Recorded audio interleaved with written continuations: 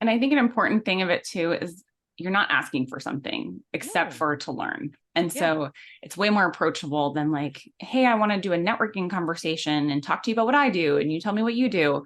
I really approached it as I want to learn about you. I have some questions, and what I'm going to do with that information, I'll tell you about, but isn't really the focus. It's not me selling something or me asking for advice. It's me learning through conversations. Now that we're having this conversation, it's also like what I ended up doing with my career, which was doing UX research and talking to people. So it probably was itself its own data point of things I like to do.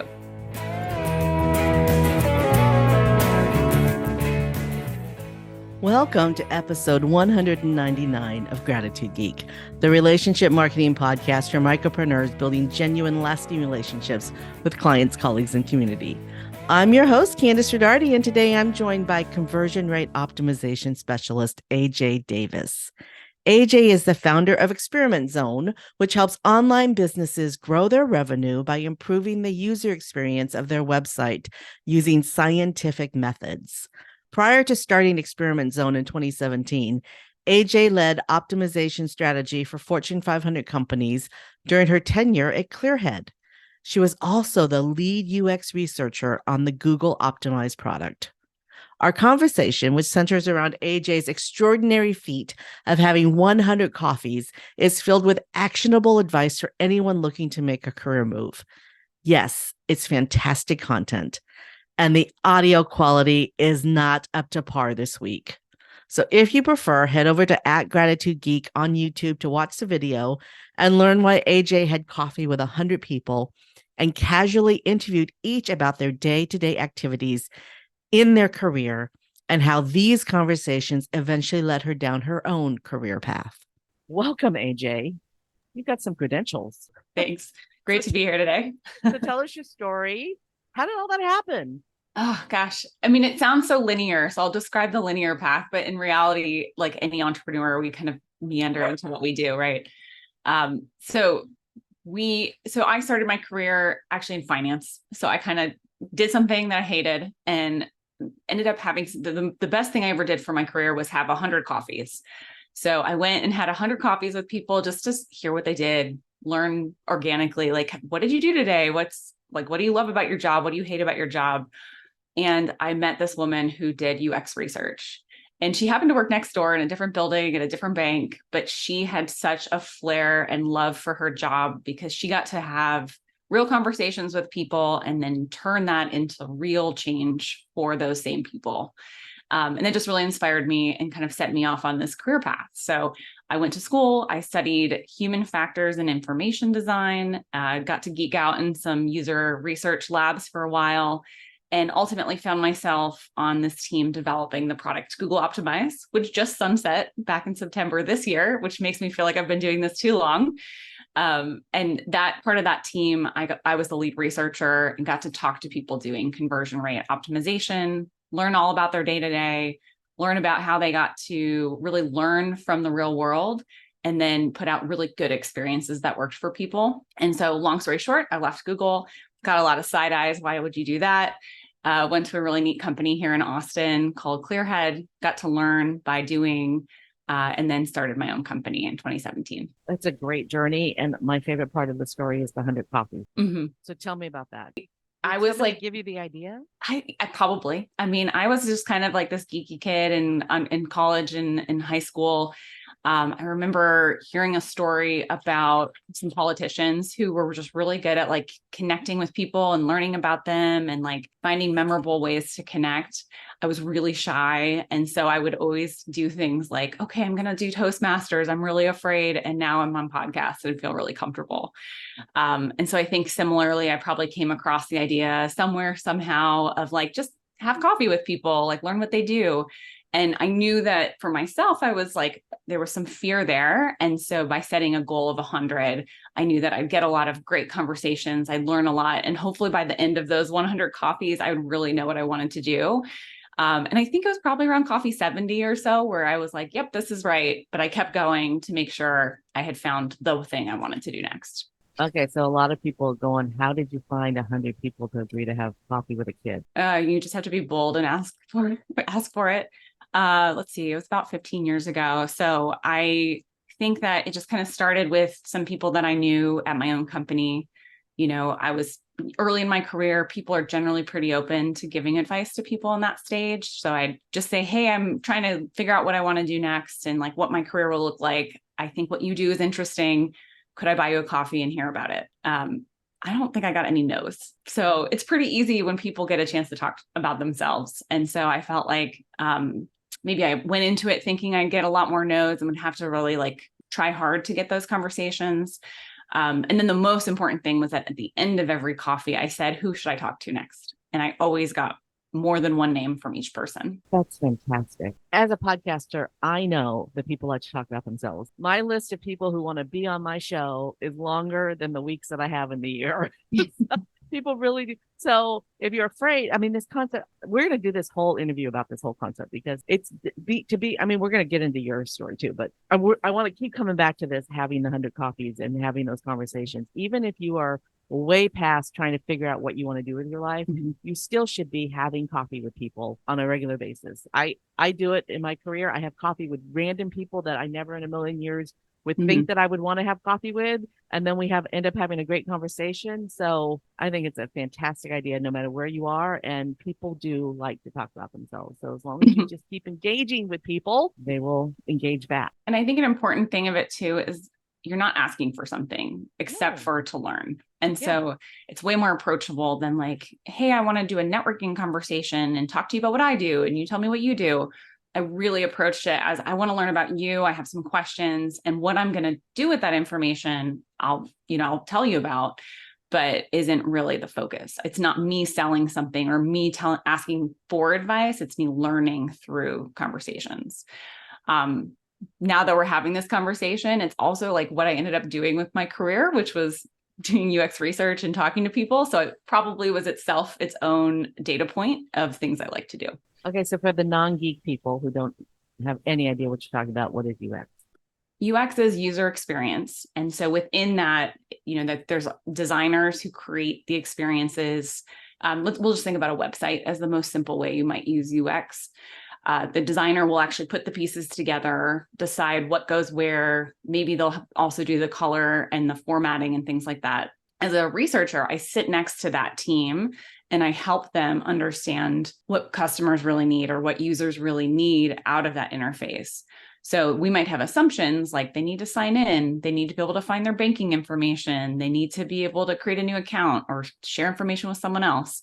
But to really understand the context of the person and their underlying needs and the flaws with the current system, you need methodology from research to come and sit alongside that person, create studies, like observe how people use the interface or the design so you can make a better experience and better design. For the solopreneur, micropreneur who just has their own website, what are 3 things that you have learned that apply to every website? Yeah, it's really like 3 things to answer. So every website is missing this unless they've thought about it. So 3 things someone should be able to do on your website without trying, which means without scrolling, without clicking to a different page. What is this website about? Who is this website for? And why should I work with this company or this product or this person to do this thing? And a lot of companies kind of start with that 3rd thing and they're telling their own story instead of saying what it is and who it's for. And those 2 very basic ideas give the person confidence that they've ended up in the right spot. Because a lot of times we're distracted, we're clicking on lots of things, we're on our phone and we're like, why are we even here? And don't make them work, right? Give them the direct information right up front so they know they're in the right place. And then they'll dive into your story and how you help and all those great details. So all that before the fold, that's a lot to include before the fold. Mm-hmm. And that's the challenge, right? When a lot of web designers want you to do this really pretty video, or have this big picture that takes up the whole, first section of the page. And we're answering 3 questions right there. And the most important question is, who is this for, really? I mean, because if you're trying to sell clothing to women who are plus size and their hips are wider than their shoulders, and that's your target market. And then on the front page of your website, you've got a skinny chick in a bikini. you're not marketing to the right audience. Yeah. And I think seeing ourselves in it and being more specific, I think in the marketing world, we talk about having like your marketing niche. And so that's something that if you can name your niche, the niche itself will go, this is for me and I'm ready to do this. And if we say it's for everyone, we're going to miss everybody because they don't see themselves in it. And so if you were making the website and you were selling a product, like let's say jeans for women where their hips are bigger than their shoulders, you might start with that. Like, we sell jeans. We don't need to say that we sell jeans for women with hips bigger than their shoulders. And that itself might be enough. You might not need the why after that, because that's not probably a huge set of e-commerce companies competing like that. Yeah. But you might say like made in America or designed by someone with similar challenge, like who has a similar shape or who's struggled with other stores, or maybe it's like a new brand or women owned or something else that might motivate that same niche to purchase from this particular place. And if you think about it, that's only like 8 to 10 words total. Yeah. My husband and I had a custom furniture business, and we made king size beds for antique furniture collectors. There you go. Because there are no antique king size beds. It's a pretty good niche. That's great. Made Super us a clear. nice income. And there wasn't a lot of competition. So, great niche. It's not so much there aren't as many, the antique furniture isn't as popular as it was when our business was doing really well. So I think we got out just in time. Nice. But I think that there's something in that, right? Like that example itself, your website probably didn't say, we spend hours handcrafting king size beds because we love it and we're passionate about it. And we grew up on a farm and we did it with our grandfather. It said, hey, you're an antique lover and you want a bed that's going to fit your aesthetic. Yep. Spent a lot of time making sure that every single one of those Google keywords was exactly right and dominate, doing everything we could to dominate the keyword. I mean, because back then we did have competition because antique furniture was more popular in the 90s than it is now. So in the 90s we were, or I guess the early 2000s, there was no internet in the 90s, Candace. We started in 99. So in the early 2000s. It's still the 90s, technically. In the early 2000s, we did have competition because antique furniture was popular then. It's not popular now. It'll come back because it always does. But so we did have competition. So I spent a lot of time really focusing on, I need to dominate the keywords for everything. I need to have the black bed. I need to have the cherry bed. I need to have the tiger maple bed. I need to have the mahogany bed. I need to own them all. So, and that's what you did at Google, right? Yeah. So at Google, what I did was worked on the product called Google Optimize. And actually worked on a couple of different things while I was there, but really it's like, you think about the role that I had at the company was UX researcher. And so it was really asking questions like, what does the software need to have in it in order for people to be able to do what now I do? And so we spent a lot of time talking to people to figure out not just the marketing of Google Optimize or for these other products, but really like the functionality of it. Like, do you need to be able to color code your folders? Do you need to be able to organize certain information certain ways? And we would come up with research plans and then go talk to people to learn from individual people. We'd go really deep in how they did things so that we could generalize across the population to make things that worked for everyone. So what did Google replace Optimize with, or did they? As far as I know, they haven't. So I don't work with them directly in any capacity at this point. So I'm just speaking as a Experiment Zone owner now, as opposed to former Googler. But as far as I know, that is a product they've just sunset, and they've mentioned publicly some plans to replace it, but I haven't seen any updates yet. So funny. I worked for the North Face for a while in the early 90s. We have this sort of unspoken code among the ex-TNFers, and you just said ex-Googler, and I just thought that was hilarious. Because if you work for a big brand like that, I mean, I'm not going to compare the North Face and Google in terms of brand recognition, but when you work for a brand, you kind of are part of the whole Googler, TNFer. Yeah, and they create a culture around it, right? Like, you're really proud for the work that you do, and you're connected to the people you work with. And so it has led to connections with people who I didn't know when I worked there, who are similarly people who've left and done other things, or doing other entrepreneurs who are ex-Googlers as well. So it's just one of those things. It's like your college alumni or your job alumni type things, where you just can gravitate towards people who've had similar experiences or similar challenges along the way. Yeah, there's some sort of commiseration you can do, or collaboration you can do, because you've had a shared experience. Okay, so that goes back to the 100 coffees. So early on, you learned how to talk to people that you didn't really know and get information from them. And you took that information to become a researcher, which you were already doing what you do now when you were doing those coffees, right? But you also had to learn how to get along. I mean, those 100 conversations probably taught you about interpersonal relationships too. It taught me about listening. I think there's so much to be learned from other people, and that just by asking a question and like giving them space to work it out.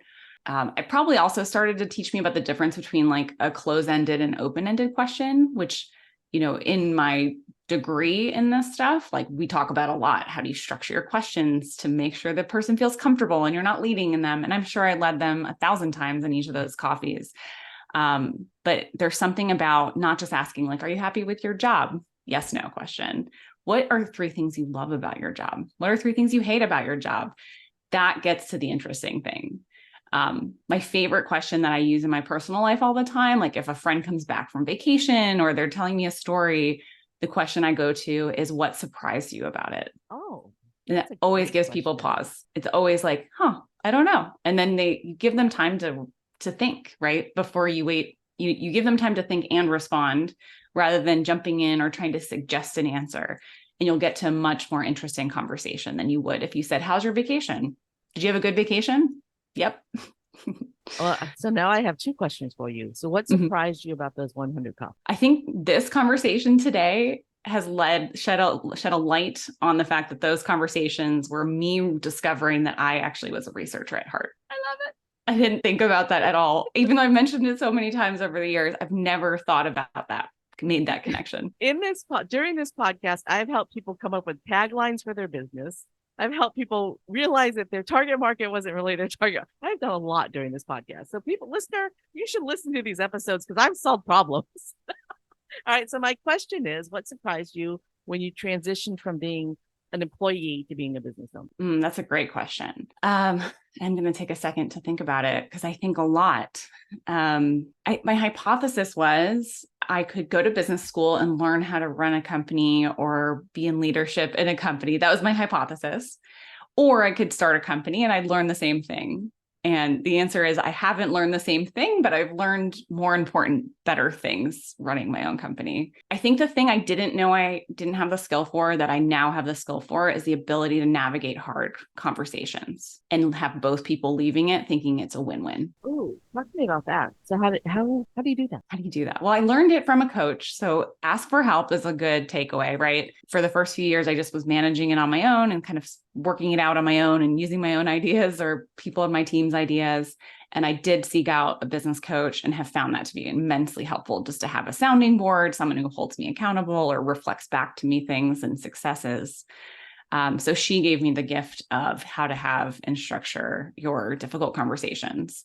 And so I think the way to think about it is 4 things. 1, align on what you do agree on first. And maybe even before that, you might name it's a hard conversation. Hey, this is going to be a hard conversation for me. So give me some grace or patience to have this conversation with you. Take them through the facts, talk about the impact of the facts. And that's where you might start seeing some disagreement, right? We know what the facts are. We agree. The impact generally is agreeable. And then you come up with a short term, like here's this recommendation to address right now.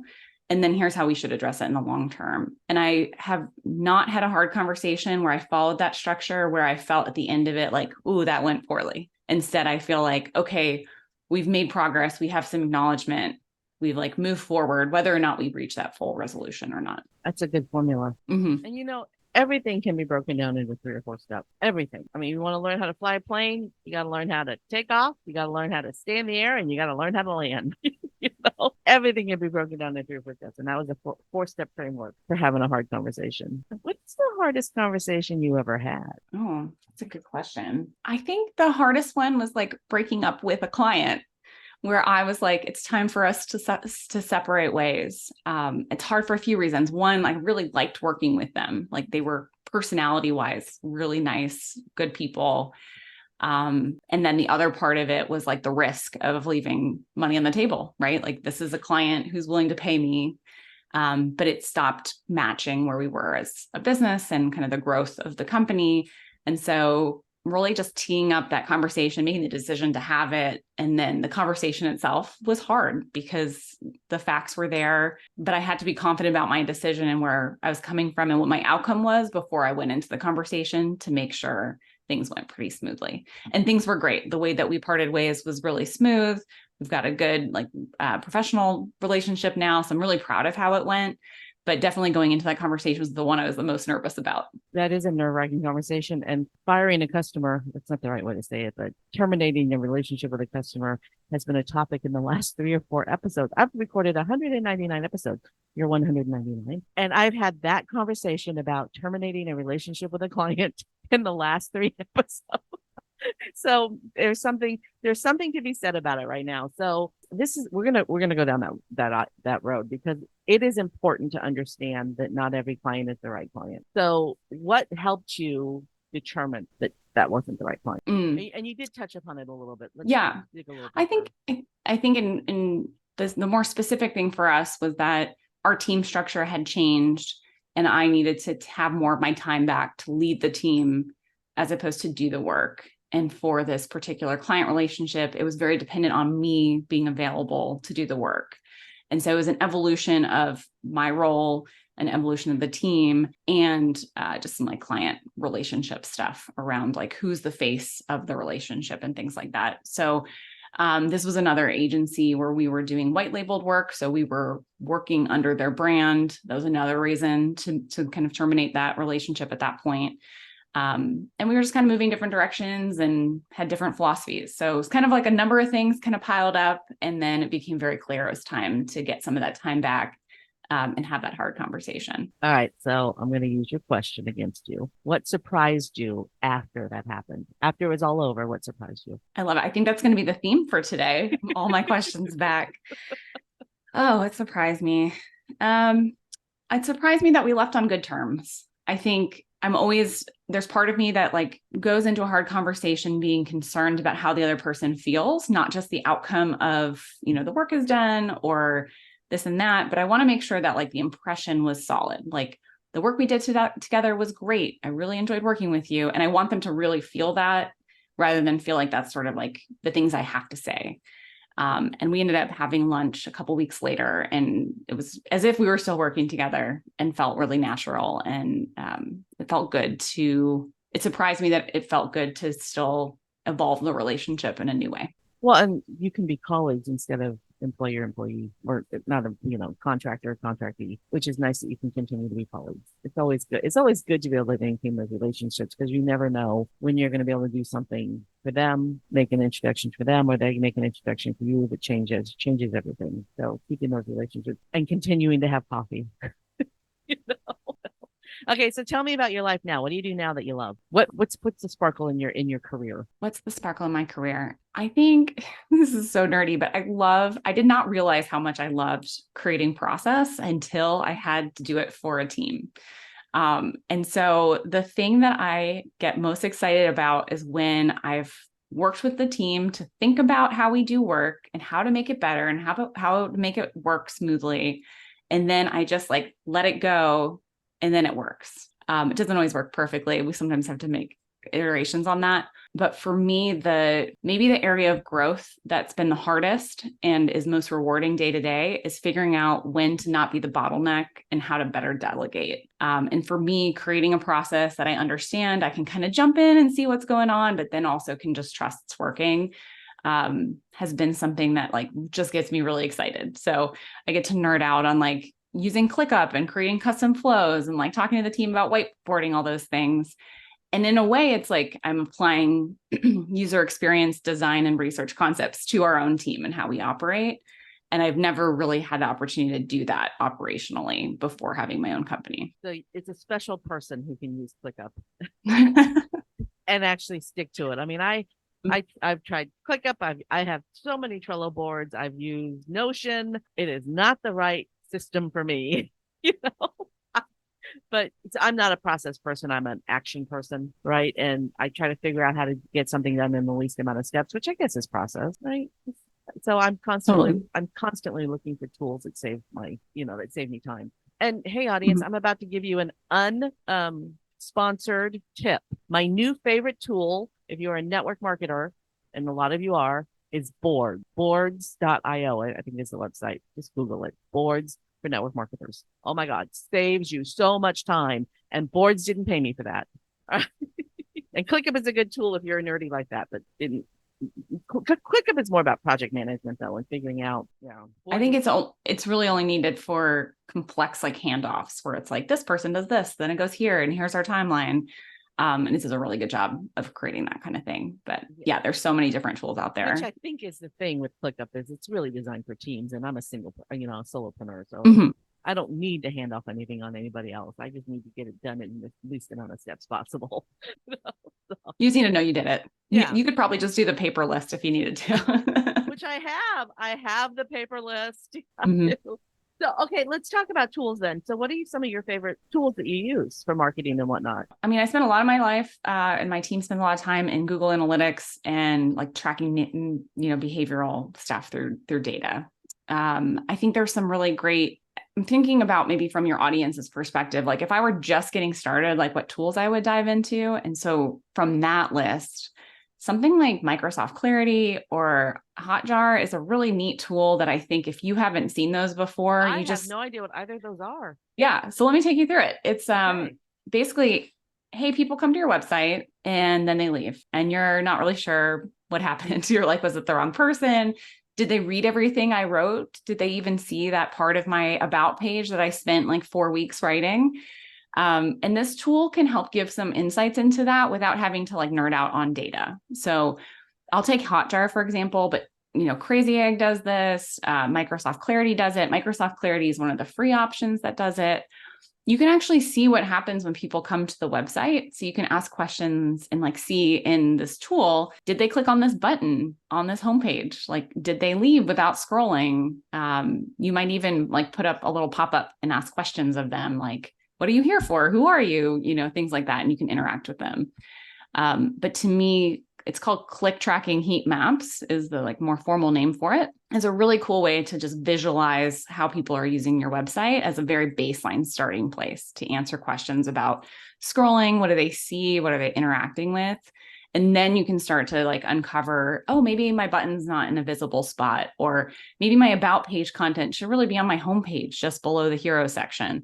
And so you can think about like what's important that people see on your website, and then you can validate with a tool like that. Did they actually see it or interact with it? Let's talk about the about page. How important is it? It depends. Yeah, that's what I thought. Yeah, it depends. So with our e-commerce clients, for example, about pages generally shouldn't live in the navigation because people aren't there for you. They're there for themselves, right? Like I'm here to buy my pickleball shoes for next weekend's tournament, and I want to know how fast it's going to get to my house and what the return policy is if I pick the wrong size. I don't really care where your warehouse is. I don't really care why you created the company. Maybe I'll dig into it, but that's not why I'm here today. So for that kind of situation, where it's more transactional, the about page really shouldn't be in the navigation. If you're a consulting company like us, you probably care about who AJ is. You might want to know about my background. And so we see more people interact with that content and kind of dive into that. Now, I think there's kind of this careful weaving of stories. So a lot of the website templates will have home, about, services, contact us. And our site is structured like that, but we try to take content that matters and put them together. So you'll see testimonials across the site. You'll see about us information across the site. And that's because it just more naturally fits the actual way people use websites than read each of the chapters of my website. When we had the furniture business, it was probably 70% of clients would say something to me when back then they actually called the place where there was, we didn't have a shopping cart before most people had shopping carts, but people still wanted to call the place and they would say something to me and I'd be like, well, how did you know that? And they would say, I read it on your about page. It's like, oh, I guess they really are reading our about page. It was, I mean, when you're having a custom piece of furniture made, you really want to know that the person who's making it is really who they say they are. Yeah. So yeah, that's a credibility thing. Even though it was an e-commerce website, it was a very niche website with very specific clients that we dealt with. But if we were mass producing stuff, I don't think it would have been as important. Yeah. And you can kind of like tease out what really does matter for people to make that order decision and take it out of that about page and put it where it matters. So For example, things like made in the USA, free returns and free shipping, chat support 24/7, like things like that come up frequently as things that people care about in e-commerce or SaaS products. And you can just put it right under the add to cart or contact us form, those reminders about what matters. And it's less that like long paragraph form of the about us page that is often the templates that you see. And people don't really read that much anymore. They are looking for the check mark, the bullet point version. They're used to it. We've all kind of started designing the world that way. I think it's really difficult for me to read a book. I have to either listen to a book or be very, conscientious about sitting down and I'm going to read this chapter because I think in bullet points now. I mean, I've been using the internet since it came, like 95, 96 is when I started using the internet. So what is that? 30 years? So I think like an internet marketer. Bullet point. It's so funny. Back in the day, my husband and I put together a three-page brochure, and he designed it, and then he gave it to me, and I changed all these long paragraphs that he had written in this three-page brochure, and I bullet pointed them, and I gave it back to him with my changes, and then he put all the paragraphs back, and I was like, dude. We can put the paragraphs on the website on the three-panel brochure. We need a bullet point. People just want facts fast. Do you agree with me? Yeah, 100%. Yeah. And it's actually something I had to learn too. So to nerd out just on my background for a split second, I was an econ major. I also studied religion. And so I was very good at writing long technical essays. And I then went to work in finance where we had to make slides. And so I was like, my data's right. My story's right. Like I have the right words. I was very careful about it. And the feedback I got was your slides are really dense. And I was like, but how are people supposed to understand it without all the words? And that was like truly the first gift I've been given of feedback in my professional life of if people can't read it in a single line, they're not going to keep reading it. So having these like long bullet points that wrap 3 or 4 times, they're not going to get through it and they're not going to retain it. And then I learned later why that's true. And this is what really sticks with me for why bullet points matter is that our short-term memory can't handle more than 5 to 10 things at a time, on average 7 things at a time. And so if you overload people to the point that their short-term memory starts to give way, they're not going to remember what's happening. And so 3 to 5 is a great rule for kind of packaging stuff up so people can truly remember it despite whatever their capacity is for short-term memory. And it's the other reason we give speeches and stuff that are like, tell them what you're going to tell them, and then tell them what you told them. It's the same deal, right? Like your bullet points do the same thing. Your email should do the same thing. Your website should do the same thing. Have you been in Toastmasters? Yeah, I think I mentioned it. That's formulas. But that formula also works when you're writing an essay. Tell them what you're going to tell them. Tell them what you told them. Okay, sorry, I interrupted you because of the Toastmasters thing. But when people are reading your PowerPoint presentation, they aren't listening to you. So that's another reason why you keep that PowerPoint really short. Do you want them reading? Or do you want them listening? You want them listening. You want them looking at you and listening. Yeah. I actually think that's another like maybe thing I've reflected on over the years is I think I used to want them to read it. I was like, well, I'll just stand up here and I'll read it to them and they can read it. I don't want them to pay attention to me. And as I've gotten more, you were shy.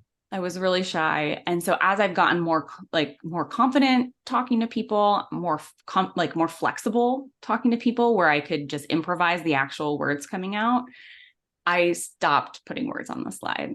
So now when I give conference presentations, maybe I'll have one question to prompt something, or I'll just have an image and then talk about it. And it challenges me as a presenter to like keep that thread going, to know the kind of type of thing I want to talk about, but not construct it all ahead of time.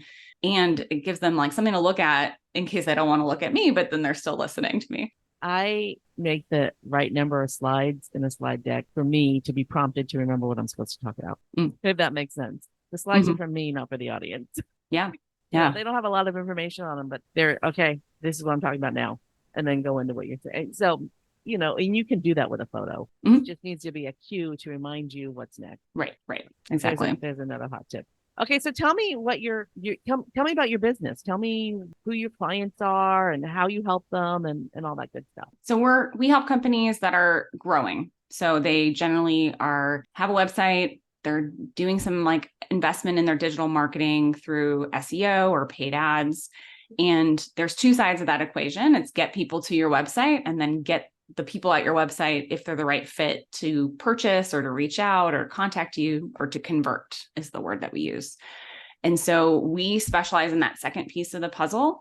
We take the traffic that you get or the people's attention that you're capturing, and we make sure that the right experience is in front of them. So generally, the companies that are trying to grow want that percentage to be higher so that all the dollars they're spending on marketing are paying off.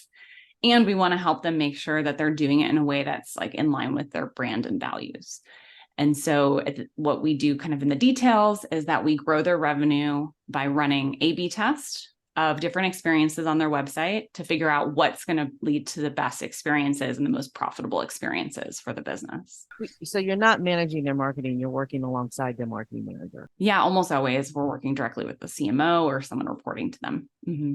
So who's a good referral partner for you? Who's a good referral partner for us, to us? Who would send you the best referrals? I think the people that like, who know that our clients need us are people who do the SEO or the paid ads, because they know they're doing all this work to get traffic. They're getting the clicks, they're getting the attention, and then it just drops off. And so it's not currently worth the cost benefit of paying for those ads or those services. And they know that as soon as they start bringing us in, we'll like level that out. And then every dollar they spend bringing someone in will have a much higher ROI on the other side because it's a better experience. Who would you bring the most value to? Like who would you be a referral partner to? Yeah, that's a good question. I think the folks that we are referring business out to tend to be folks that do big design projects or development shops who can help implement the kinds of things that we're learning on the data side, because we often will see things and we'll say, we can keep helping you incrementally get there, but you might need to do this bigger change or this bigger investment. And that's where we end up doing a lot of referrals out. So it's a circle. It's a circle. Marketing folks come to you when their ads aren't working, try to figure out why they aren't working. And then when you see that you've identified a problem, you can take it back to the marketing folks. Yep. Then they go to the development team who like makes those changes, and then they're ready to remarket those and remarket's the different term, but to then do marketing again. And so they come back to the original partners who referred us, and it's a win for everyone, right? We're just helping the business grow by really fine tuning the whole marketing machine. I have a Thursday, the first Thursday of the month, I offer a free marketing class or free business class for anybody who wants to come in. I mean, it's solopreneurs, micropreneurs who come in. And this morning I was talking to a CPA about his class that he's going to teach in March. And he was giving me all of these ideas for what he wanted to teach. And I was like, dude, most of these people don't even know how to read their balance sheet. What I really need you to do is teach them how to read their P&L, their balance sheet, and their cash flow statement, and explain to them why they need to be able to read these. Yeah. And that's exactly what you do, only on in the market, with the website. Right. Yeah. Yeah. We're going to pinpoint exactly what's tripping customers up or tripping up potential customers, right? Is it the structure of the site? Is it the message of the site? Is it the design of the site? And it can be really big picture concepts like that, or it can be really fine tuned, like what button color should it be? Should it be a chart or should it be a table? And like we have the methods to be able to, fine tune the websites all the way down to that kind of level of detail.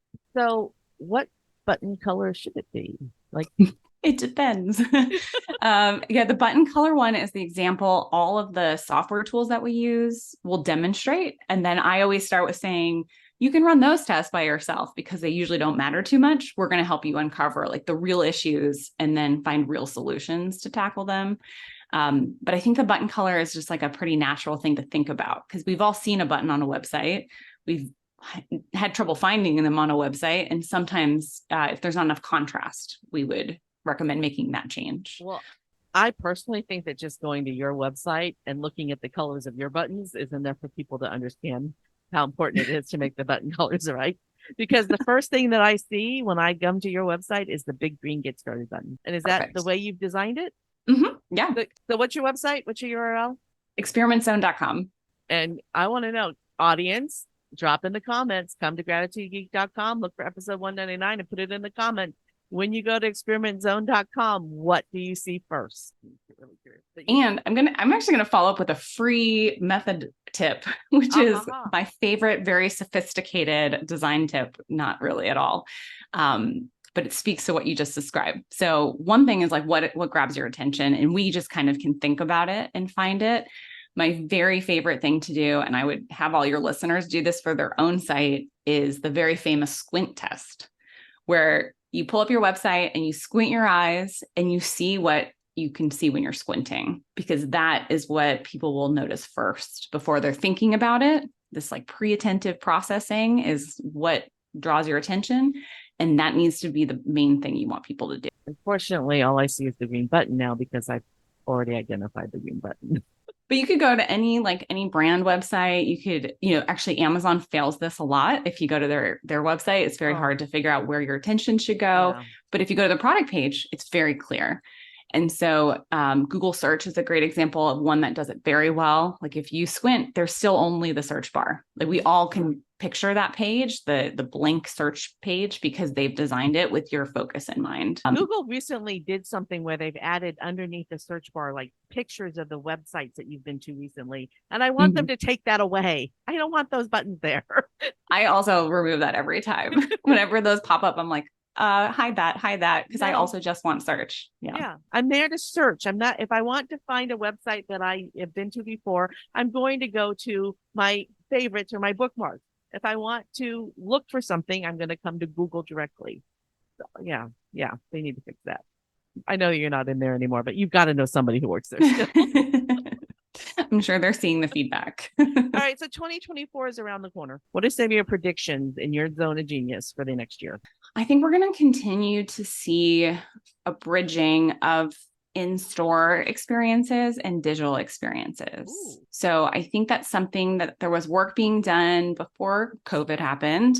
Then digital became hyper-focused again. And I think with people just generally going out more, you're going to start seeing more integration between like, what's the purpose of a store? Why do you go to a physical store? What's the value of that versus the convenience of shipping it to your house, having exactly the right size? There's some e-commerce stores that have played a lot, like push this to an extreme where they maybe only have one size of everything at their physical store and you're just there to try it on. That might continue to be the case elsewhere. But I think like that integration between those two experiences still is disconnected for most brands. And I think there's just tons of opportunity that we're going to continue to see evolve next year and beyond. That's actually a pretty genius idea. I'm just here to try it on, ship it to me. With Amazon, I hate to admit this, but we do shop at Amazon. Sometimes those shipments get here the same day because we have a distribution center very close. And so if you go in and try something on and you're like, oh, I don't want to wait 2 weeks for it to get here, shipping is getting so fast. And if they're, if you're just there to try it on, I bet you they can get it to you quickly in that kind of scenario. So back in, it was episode 129 and we're now episode 199. So it was quite a few episodes ago, 70 episodes ago. So that was more than a year ago, about a year and a half. July of 2022. I interviewed a guy named J.B. Hilliard. He's an author of dark fantasy novels. And he is working with a gentleman on the Melderverse, where you can be inside of a video game and you can tap on something and it'll open up a coupon for a free soda at Subway. I mean, that's just an example. I mean, this is happening, people. It is happening. And that was a year and a half ago. So I'm sure that it is really close to launch or has launched, So yeah, I think you're absolutely spot on with your prediction that we're going to have. I was just picturing like how much money is spent in marketing of large scale films and like how much BMW pays for their car to be in whatever movie, right? Yeah. And you could imagine a more integrated experience where you're like, oh, I really like that outfit. Let me like click to buy it. Where, it has to be very carefully designed because we don't want to feel like we're spending money to then be advertised to. But these little shortcuts of information connection is what becomes a good customer experience, because it's not like in your face that it's for sale. But if there's some sort of like quick way to do it, get the information, add it to cart, get it delivered by the time you're home for the movie, like that would be awesome. I think I would love that experience. Well, and the amount of money that's spent on video games is just disgusting. People really take their video games seriously. So if they have to do an in-game spend and then it gets them a real world something, I think that that's such a great idea. So all of there's going to be so many amazingly groovy things happening, and they're going to happen sooner than we expect. Because if COVID taught us anything, it's that the world can move a lot faster than we think we can. We can really push things out quickly if there's a need and a desire. And I definitely need to change the color of my button on my website, because I looked it up on my website. What are you going to do? What color are you thinking? I'm going to change it to my pink instead of the blue. Got it. It's all about contrast. So that's the design lingo for it, is we're looking for things that, like white and black. That's why books are written in black text with a white background. It's why when you go to dark mode, it's a dark background with white font. Yeah. We're always looking for things to stand off from each other. And your button is one of the most important things to have contrast. Yeah, that button needs to be the pink, not the blue.